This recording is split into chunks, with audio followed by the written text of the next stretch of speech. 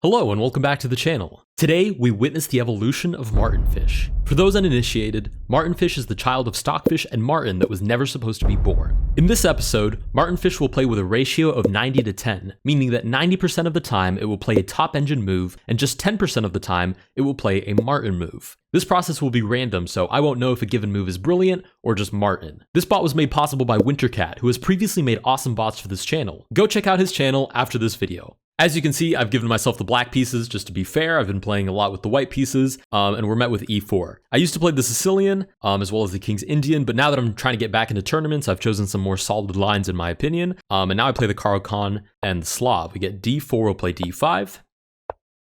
Queen to f3, right away, something that I haven't seen in gameplay, and I'm not sure if this is a Stockfish move or Martin getting creative, but I'm going to accept this trade, and assuming the queen takes back, I'll play knight to f6, hit the queen, and just continue with regular development. So I'll take on e4, queen takes back, we'll play knight to f6. I like these solid openings for these challenges, like London, for example, because it gives Martin a lot more opportunities to mess up, meaning the more moves that I play, the longer I can last in the game, the higher the probability that Martin will, put his foot in his mouth by accident. I could develop the bishop here a couple of different ways. This bishop is always a curious one. Sometimes it goes to g4 if there's a knight on f3. Sometimes it goes to f5, but right now the queen is there. And sometimes it stays back. I could play bishop to g4 pointlessly and get kicked out. I could set up bishop to f5 by playing g6, fianchettoing my bishop, kind of going back to my old King's Indian ways, and then playing bishop to f5. Or I could just leave the bishop back here. And to be honest, I'm more tempted to just leave the bishop back here until I figure out exactly where it belongs. So I'll play e6. We're met with knight to f3, bishop to e7. Just going to go ahead and castle. Nothing weird going on yet. And we'll go ahead and play knight to d7. I think my plan here will be knight to b6, fight for d5, and then potentially at some point like rook to e8, maybe e5 at some point. So I'll go ahead and play knight to d7. We're met with bishop to f4, and we'll maneuver the knight through b6 and then to d5. Okay, we get bishop back to g3. I think that queen to f3 was a Martin move, and I think we haven't gotten a Martin move since, if I had to guess, because all of these moves are very fundamentally sound. Let's go ahead and centralize that knight like we said we would. We do get short castles, very concrete. I mean, not much to say about that. And h6 is pretty thematic here, stopping potential ideas of knight to g5, so I'll play h6 as well. Okay, we get knight to e5 instead, sure. Knight to e5 is actually quite frustrating for the fact that this bishop now has no hope to develop on this diagonal anymore. What I could do is try to play more on the queen side. So for example, c5 to try to destabilize the knight, and then either fianchetto my bishop, or once the knight is destabilized, at some point get e5, and then go ahead and develop my bishop. So I'll play c5 here to start destabilizing this d4 pawn, which is kind of tricky to protect. Considering that c3 isn't possible anymore. We're met with, what is that free? Is that Martin? Hi Martin, hello. Glad to see you here. We get bishop to h5. There's almost guaranteed a Martin move because it looks like it's trying to threaten f7, but it's actually free. If I take this, I'm not going to get bamboozled, am I? If takes, no, that's fine. Yeah, I think that's just good old Martin. So I'll go ahead and take on h5. And he actually does take on c5. I'll go ahead and trade since this bishop is significantly better than this knight can ever hope to be. Sorry, I didn't want him to hear that, but it's the truth.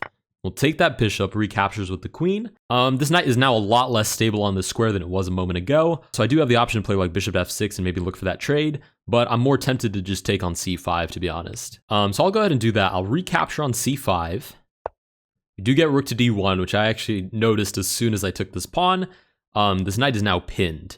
So if I move the queen out of the way, I lose the center pawn to this exchange, which isn't really the end of the world because it gives me a chance to develop my bishop. Maybe not on that turn because my own bishop is hit, but in general, it would remove this pawn so I can develop my bishop. Otherwise, I don't see any way to address this. I'm really not going to allow takes and then c4 so that you can get a centralized pass pawn. So I'm just going to play queen to f6.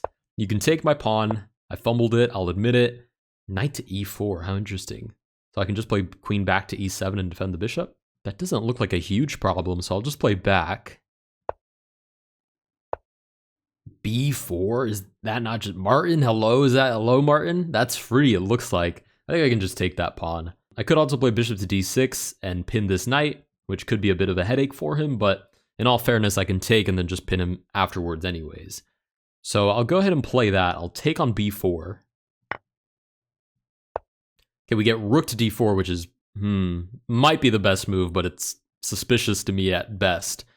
If we play bishop d6, takes, oh, we get c4 and we lose this knight. Queen to c5 though? Hits the rook, so if you take, I just take your rook. It's still kind of uncomfortable because then rook to g4, hits g7. Okay, it looks like the idea of this move might not be so Martinish after all, and it might be to trade off this knight, whether by bishop to d6 or bishop to c3. There's a trade there that can happen, and then the rook can come over to g4 and basically bother my king side.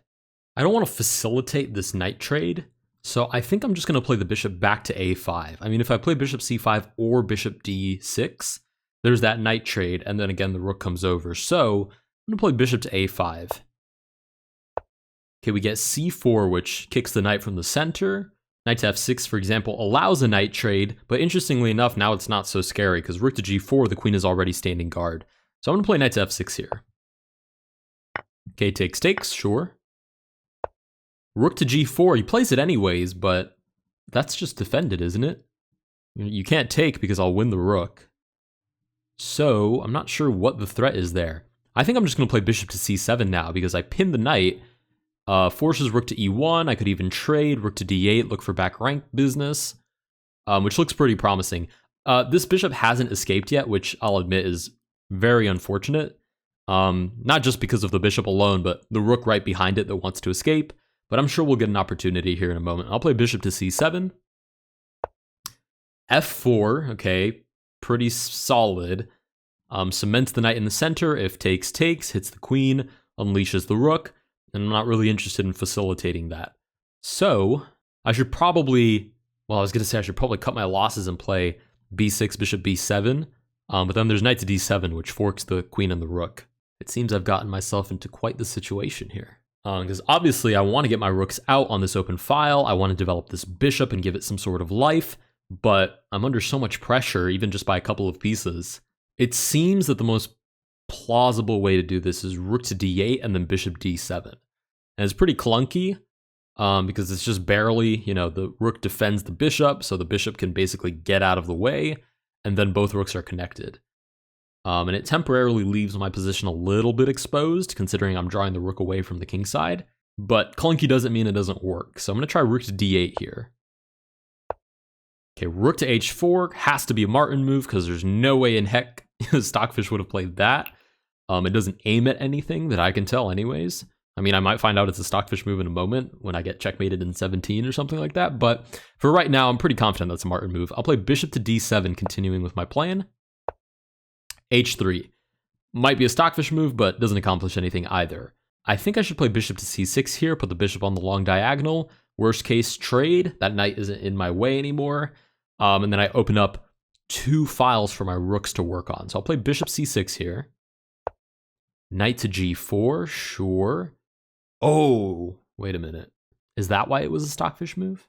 Okay, so if I move my queen somewhere that isn't challenging, so queen to e7, for example, there's knight takes h6. This pawn is pinned by the queen. King moves out of the way. The knight moves back. The rook can come in, and it's quite scary for everybody. Minor issue. I have queen to d4 check, which is tempo, so the king moves out of the way, and it's back to my turn. But then I've left my position very exposed. I move my king over, which probably just barely works, but it's quite uncomfortable to play. On the other hand, what if I just play queen to g6? You take with check, I'll take back. Queen takes is just a queen trade, and otherwise moving this knight just hangs the queen. So I'm going to go ahead and play that, queen to g6 here. Knight takes h6 is, whoa, does that work? Oh, of course it works. Pawn takes rook g4. Oh, that's crushing as well. Okay, if I take rook g4, I drop the queen.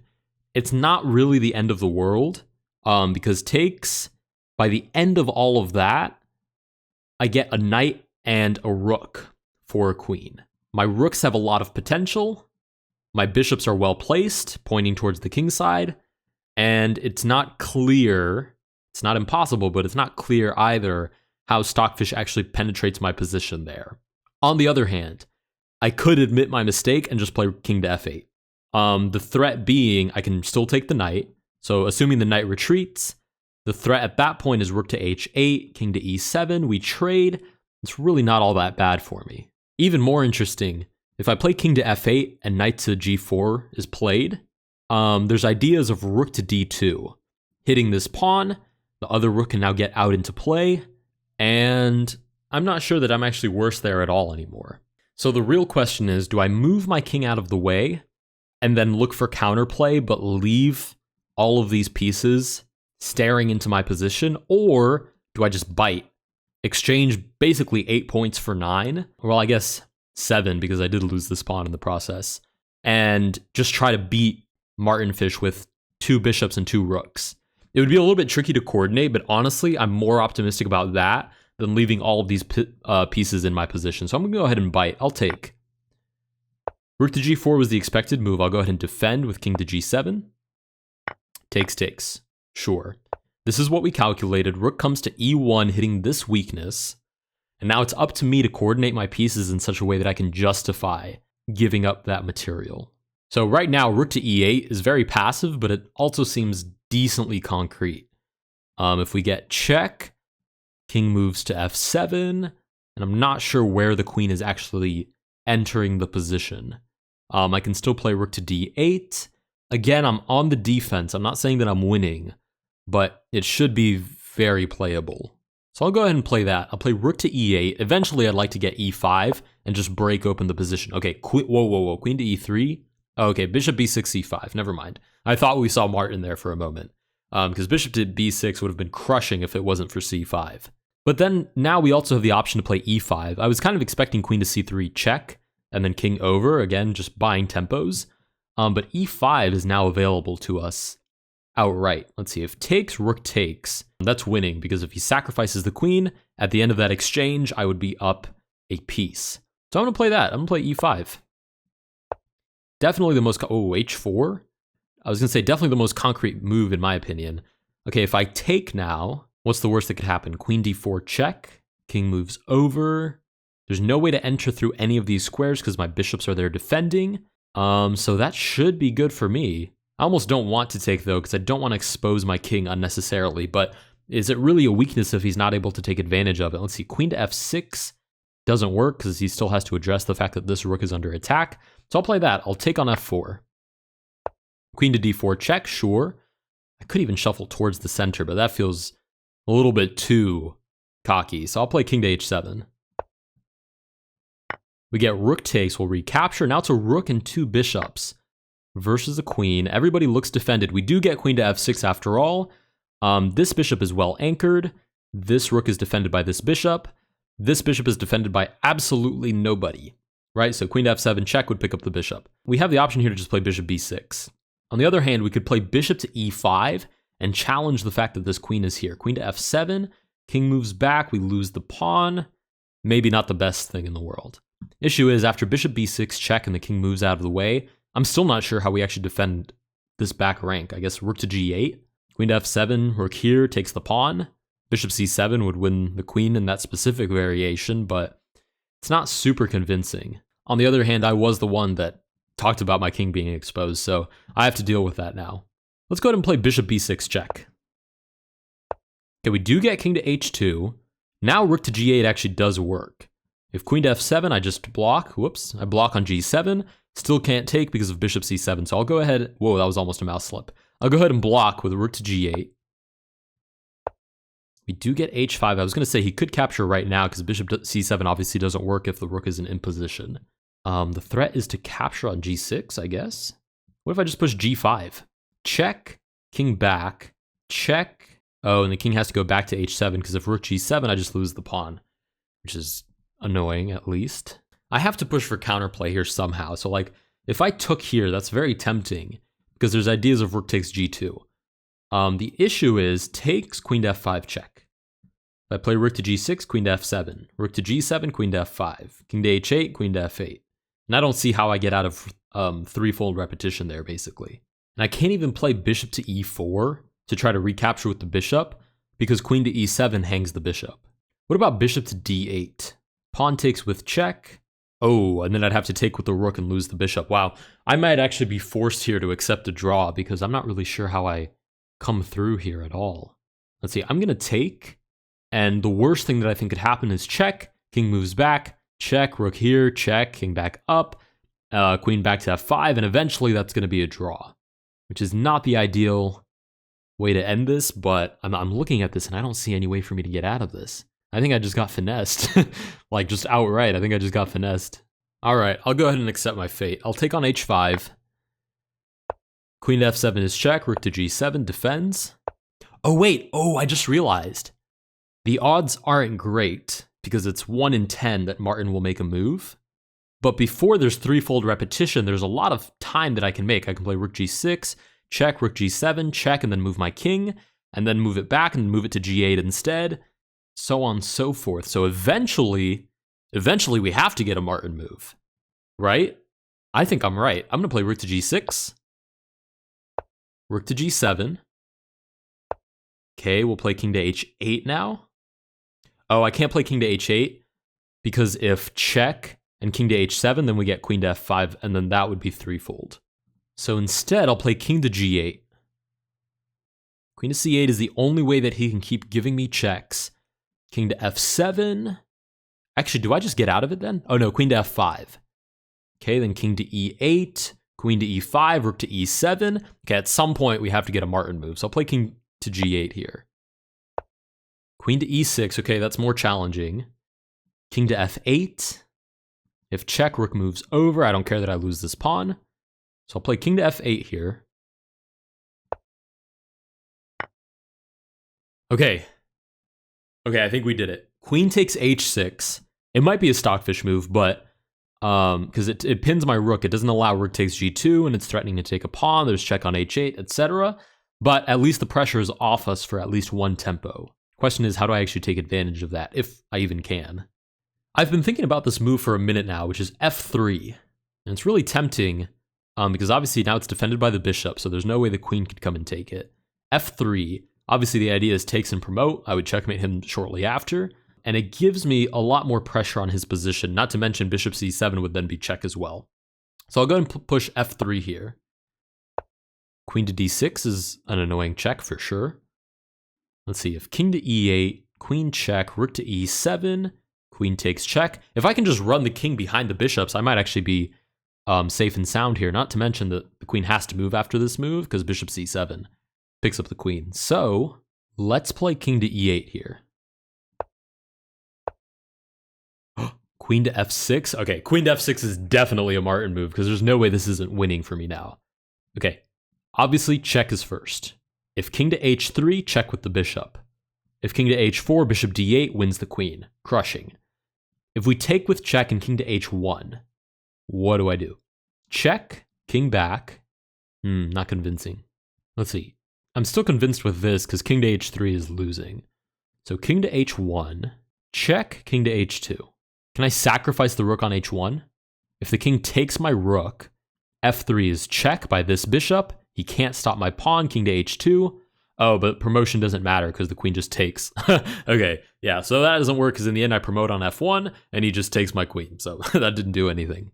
The other option here, because this is super tempting just because of the king to h3 variation, but the other option here is to just take with the pawn, which seems a little bit silly because it does hang the rook, but after promotion and then queen takes and king takes back, I'm up a bishop, that endgame is completely winning, right? I don't have to win in the fanciest way, I just have to win.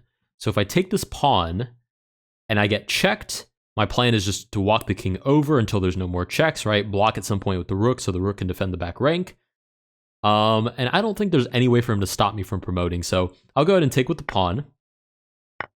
And that's totally winning. Queen takes g7 is not going to cut it because I promote with check, force a queen trade, and now I just have to come pick up these pawns. Even better, this pawn promotes on a light square, so there's no way for him to actually stop me. So let's go for that instead. Let's bring the king up. Doesn't really matter what he plays. Here he's walking away with the king. Sure, that's fine. And now I just get away with the pawn. Sweet. Absolutely nothing is going on over here. We'll go ahead and promote. And let's see. Check. What's the fastest way to mate him here? Sack the bishop. I don't need to win in the fanciest way, I just need to win. We'll play a6 with the idea of check and picking up the pawn. Okay, he gives us the pawn anyways. Go ahead and play check. And there's nothing he can do about this pawn. There's a fence, so that pawn is gone. You know it's true because it rhymes. The pawn is gone. We'll go ahead and keep pushing. If I promote, it's with check, so it can't be stalemate. Check, check, come here, check, and mate. Okay, by the skin of our teeth, because I did miss that tactic where the rook pins the queen to the king and picks up the queen eventually. I did miss that tactic, but by the skin of our teeth, we did defeat Martinfish. If you guys did enjoy this video, please consider liking and subscribing, and I will see you guys in the next one.